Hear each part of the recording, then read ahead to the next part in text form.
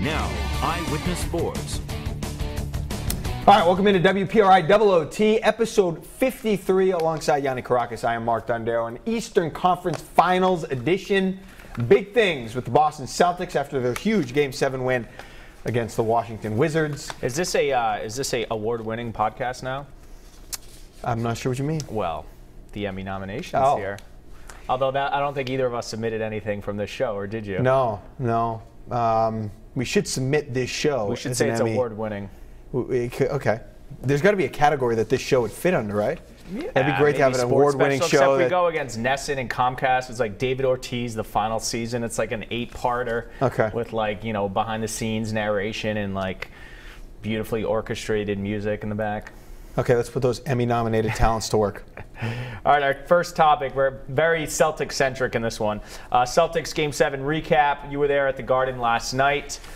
What was your overall reaction to that big win? Huge win. I thought if they had lost Game 7, it would have been borderline disaster, considering every game was won by the home team and Game 7 was at home, not to mention the fact that they would have come up short of their goal of making the Eastern Conference Finals. I think loftier goals than that are a bit unrealistic, and we'll get to that, but winning that game, getting to the East Finals, and avoiding an embarrassment spelled good things for the Celtics, and you could argue now they're just playing with house money against the great Cavs team. I didn't think it would have been catastrophic had they lost last night, no, I but didn't say obviously that. Huge because, and we'll get into this, but getting to the Eastern Conference, going up against the big bad Cavaliers, you've made it. The season has become a success. I was worried there in the third quarter when they were trailing and Beal and Wall were going off. And I thought maybe they'd get a little tight. Game 7, they're supposed to win. They're at home. A lot of these guys haven't played in a game this impactful. And then IT went off, and Kelly Olynyk, we talked about him so much last night, 26 points. And they needed that guy off the bench. Al Horford had a nice game. But guys, other than Isaiah Thomas, you need to win games like this. In 2008, Mark, they had Garnett and Allen and Pierce, but it was like Eddie House had a big game, James Posey. You need guys like that to step up in the playoffs. So I thought that was huge, and it's done so much for this season. And, the Celtics getting back to the Eastern Conference Finals, first time since 2012. There are good teams. Like, people keep dogging on Doc Rivers. Like, he hasn't gotten this far with the Clippers with all those good players. And look at the Celtics in a short period of time under Brad Stevens. Can I make one other comment? Sure. I think that, and this is just speculation, but with everything that the Boston fan base has, I don't know if endured is the right word, because as we know, there was the racist comments made at Fenway Park per Adam Jones, made by one person, not the entire city of Boston. And as we know, most of Boston are not racist people, good fans. I think those fans, which are the majority, are a little angry.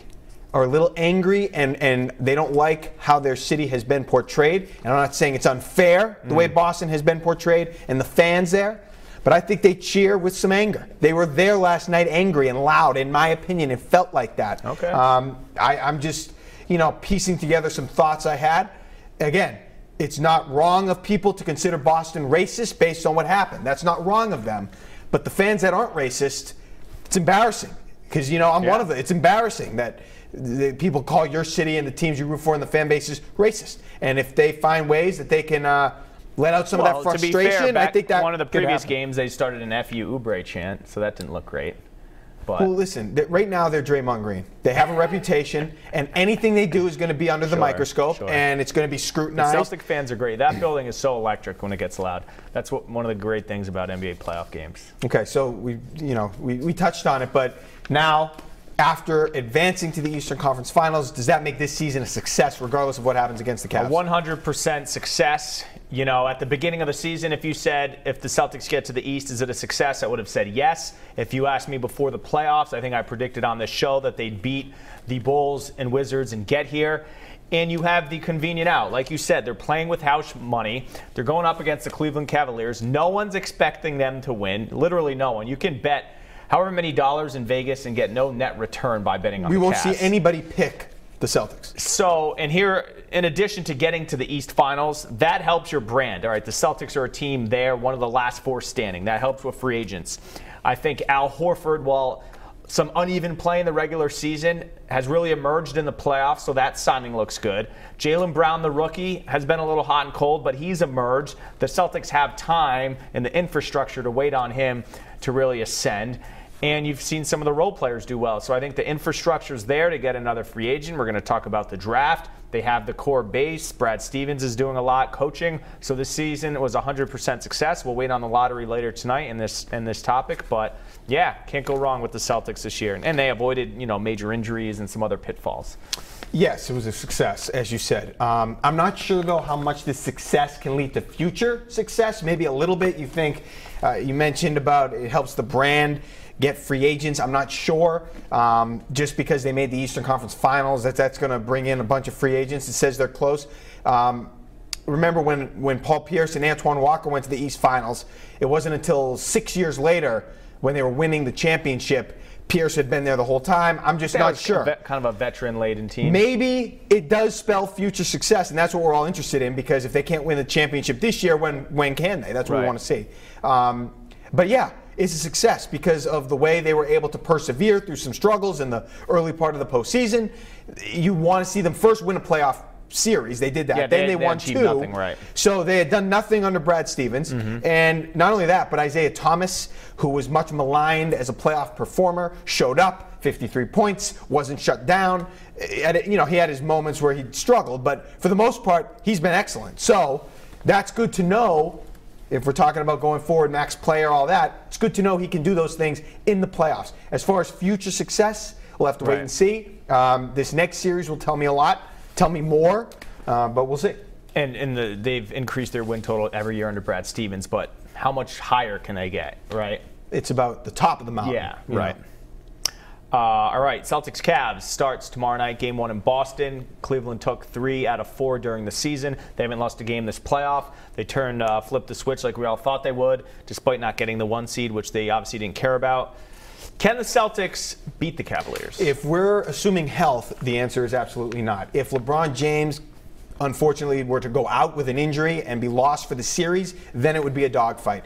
Assuming health, no, the Celtics cannot beat the Cavaliers. I think the best case scenario would be they lose the series in 6 and they play competitive basketball in every game, lose close games, but lose the series in 6. I think that's the best case scenario. I expect them to lose in 5 games max. It'll go 5 max. That's what I think.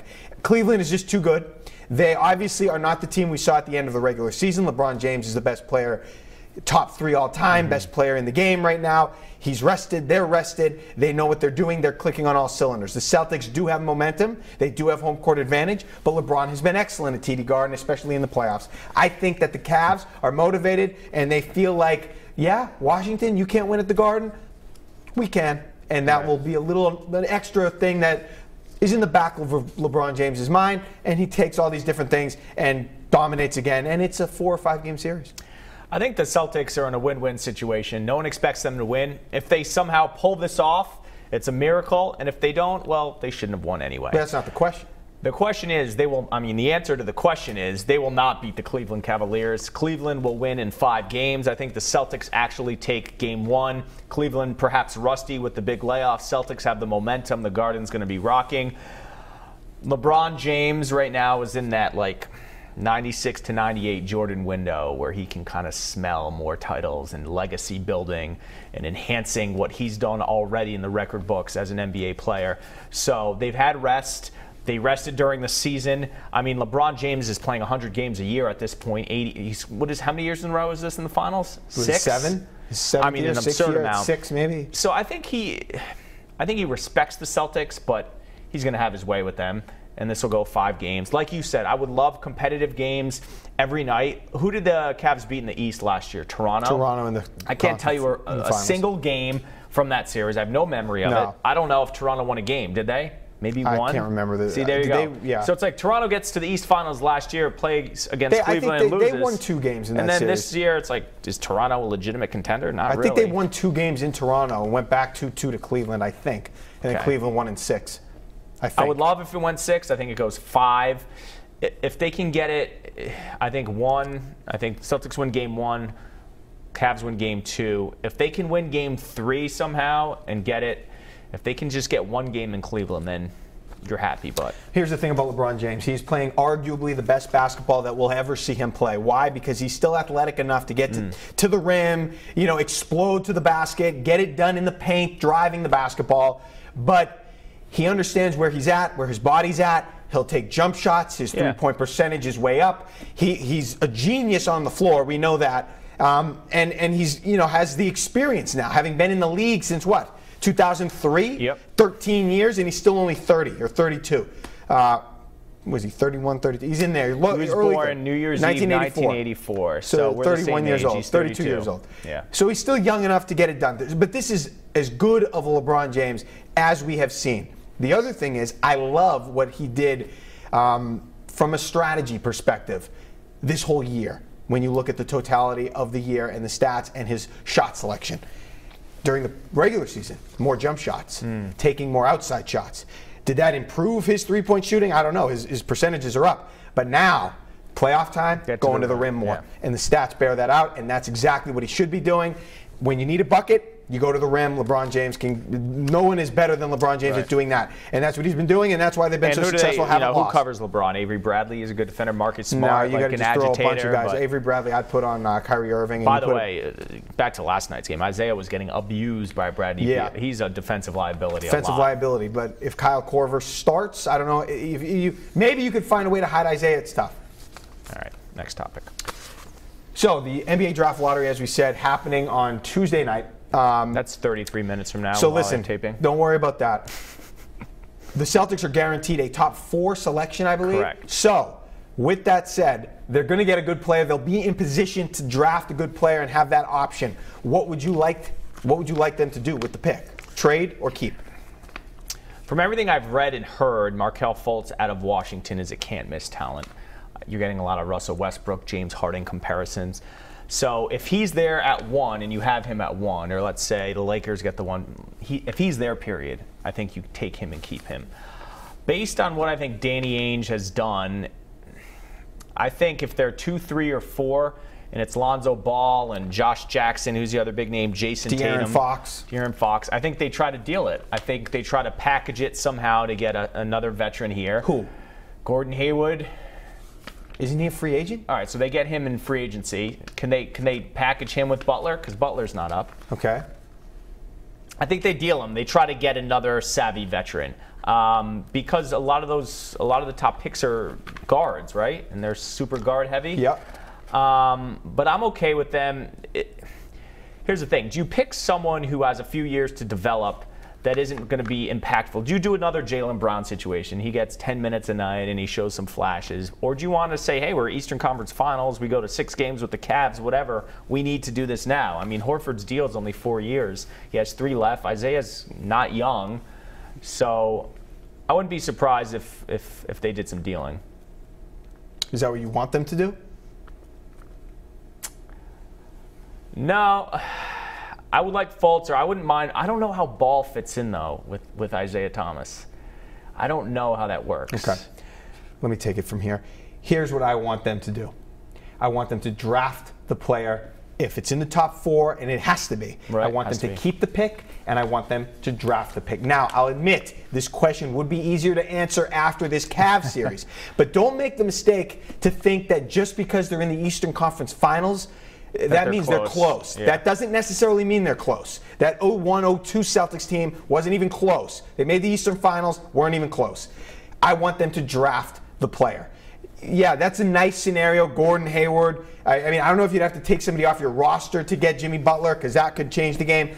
Butler, Thomas, Horford, Hayward, and that's a nice scenario. Yeah. But no, I don't buy it. I don't buy it with Cleveland. I don't buy it with Golden State still in the picture, still functioning at the level that they're functioning at. So I want them to draft the player. Draft the player, put him with Jaylen Brown, get free agents later, get another Al Horford later, wait for LeBron to get older, have some patience. Eventually the Warriors will go away, and then you have your chance. I just don't think it's worth trying to get Jimmy Butler, trying to get Gordon Hayward in free agency. Then you have this window of good players, but a smaller window. Then when that's up, you're done, and you have nobody else. As great as the Big Three era was with Pierce, Garnett, and Allen, it wasn't long enough. enough. It was what, 08 to 12? It would have been, though. Had KG not gotten hurt in 09, they would have been probably back-to-back champions. They were, and then I think better in 09 than 08. And then they would have gone back to the finals in 2010. Now they lost, but that would have been, I mean, yeah, it wasn't long enough, but we wouldn't have been complaining. I still think that the one championship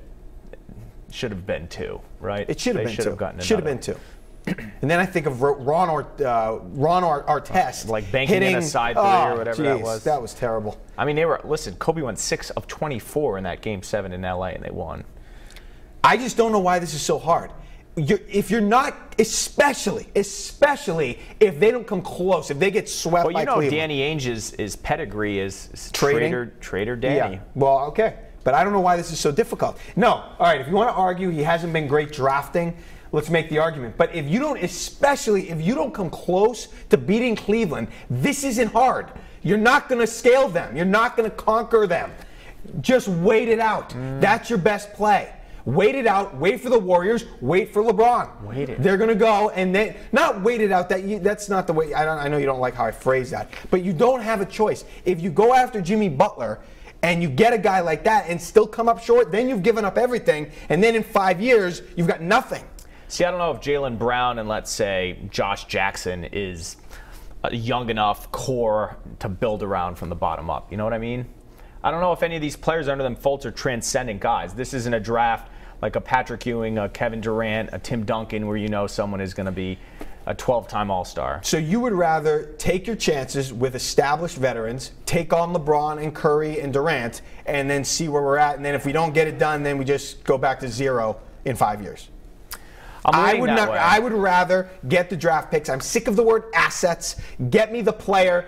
Put him with Brown. Build around that core with Bradley and Smart and other guys, and try to come up that way. That's what I would do. That's what I would do. I wouldn't put my money on Jimmy Butler and established guys and try to take on LeBron and the Warriors. You know, a lot of the makeshift star teams like Chicago, aging Rondo, aging Dwayne Wade. Oh, we have Jimmy Butler, and what do? They're an 8 seed. So that doesn't always work, right? The Cavs are I know powerhouse. I keep kind of waffling on this. It's tough not knowing the pick and some things right now. I don't care who the pick is. I would take Lonzo Ball. I think he's the best player that there is. That's who I would take. I'm not as high on Fultz. People have said he's intriguing. You compare him to Westbrook and Harden. That intrigues me. I would take Ball. He definitively made UCLA better. That's what I want to see. Fultz, I think Washington was some absurd. That's 2-18. That is a huge no for me. I can't stand that. But then you're dealing with LeVar Ball and his antics. Yep. He's going to go to the Lakers. What if the Clippers traded Blake Griffin for the rights to Lonzo Ball? Would you do that? I hate Blake Griffin. No. Wow. He jumps over Kias. Well, here's the problem, though, with that's great. Here's the problem with Lonzo Ball, though. Is he just going to go to L.A. when his contract's up? You know, that's a problem. So I don't like that. You know, there's a lot to. We can talk about the pick later. Yeah, I think he's the best player. I don't know if Brad also likes dealing with those types of players. I think he's the best player. A lot of baggage. Yeah, that's fine. All right. Last topic, let's talk some football. Tom Brady cover of Madden, and then a subsequent video where he's pretty much wrapped in bubble tape, poking fun at the whole conspiracy, the Madden curse. Were you a fan of this move of Tom Brady going on the Madden cover in the GOAT edition, which also lends credence to him being the GOAT, which he always denies within interviews? Does this worry me? No, this doesn't worry me. The Madden cover, the Madden curse doesn't worry me. There's a book called The Secret. And I think that Tom Brady and Gisele Bündchen have this book in their bedroom. This book is about positive thinking. This book is about positive energy. And I think, and this is just me spitballing, but I think Tom Brady saw this Madden situation as an opportunity to endorse his positivity, if that makes any sense. He's a positive guy. You know that. You've heard him talk. I've been at every press conference he's had seemingly over the last however many years. Positive guy. So, no, he's not going to buy into this. He's not going to think about the curse. He is on the record. Now, if he gets hurt, boy, would that be a funny situation. I mean, not funny. It would be awful. But that would be incredible considering these videos. You know what I mean? Forget the curse. I'm breaking a mirror. I'm doing this. And then he gets hurt. That would be ugly. Go ahead. But I'm not. It's just interesting to me. And I think that he embraced this whole curse mentality when he decided to be on the cover. And the other thing I'll say is I'm not exactly sure, even if the worst case scenario occurred and Brady got hurt and was out for the year, I'm not so sure the Patriots aren't a Super Bowl contender with Jimmy Garoppolo. Oh, they're still a Super Bowl contender, 100% agree. Who was on the cover of Madden last year? Rob Gronkowski? What happened to him? That wasn't good. What is the long lineage of players? Is it like Michael Vick? It was Eddie George. Let me just, real quick. I believe in this curse. Okay. The SI curse I believe in too. Why tempt fate? I understand the whole, like, you know, Buddha, feng shui, all the teachings of these fancy books that he and his wife read while they're in South America. But why tempt it? You have to do that. It's like the Celtics in Game 6. Did you have to wear black, saying that you were at the Wizards' funeral and then lose? Like, why put that out there, the karma? Well, I totally agree with your perspective that Brady is Mr. Positive and he likes to put things out there. And you know what? He's probably still looking for, like the ESPN article said, still looking for little edges and slights like Jordan. All right, I've won 5. Everyone's anointing me the greatest. Well, maybe I'll conquer the Madden curse on the way to number 6. But I'm terrified. And they play the Chiefs week 1. And remember, it was the Chiefs that he got hurt back in 2008 week 1. There's some bad omens there. I mean, listen, at the end of the day, the quarterback position now versus 2008, they're so protected. How often are we seeing? Most of the time, Brady gets the above-the-waist hits where, you know, God, that must hurt his ribs or maybe his shoulder gets jammed. But far fewer below the knees. And really, that's, I think, the only injury that takes him out for a season. Collarbone wouldn't hurt. Collarbone would be great. Didn't he play with a collarbone in 2002? He wasn't great. It's true, yeah. So based on that, and far fewer quarterbacks get out for, like, what are quarterbacks getting out for the season other than ACLs?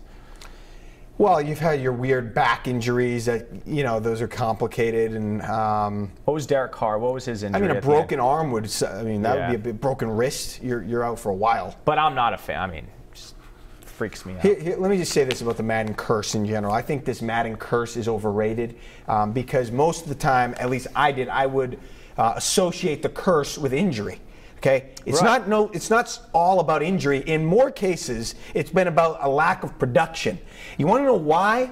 Because you don't get on the Madden cover after a subpar year when your ceiling is high. You get on the cover after a career year when the only place to go from there is down. So a lot of people, Peyton Hillis, go down and they suck the next year. Peyton Hillis, that's a joke. Yeah, so he wasn't as good the next year, and his production went down. And then they say he was cursed because of Madden. No, he just outplayed himself. He just outdid himself the year before and couldn't live up to that the following year. That's fair. The Madden lot curse. have been injury-oriented, though. There's been a few. Not all. Some have been production-based. And listen, it's probably only 50%. It's not every year. We just remember it because it happens often. But not a fan of that. We'll see Tommy next weekend at Pat's OTAs. All right, we'll talk more about the Celtics next week and the lottery, and maybe we'll get some Sox in. Sox are kind of quiet right now. They're on a road hovering trip. Around 500, underwhelming at the moment. Underwhelming, I'd agree. 18 and 19. Yeah. Dombrowski's starting to get some heat. Good. He needs to feel that. All right, that'll do it. Episode 53 of Double OT. Catch it online at WPRI.com. Download the podcast on iTunes and subscribe, and check out our social media feeds at Mark Dondero, at Yanni Caracas. Anything to add this week? I had something last week. You didn't ask. I have nothing right now. Thank you. All right, we'll see you next time. Have a good night.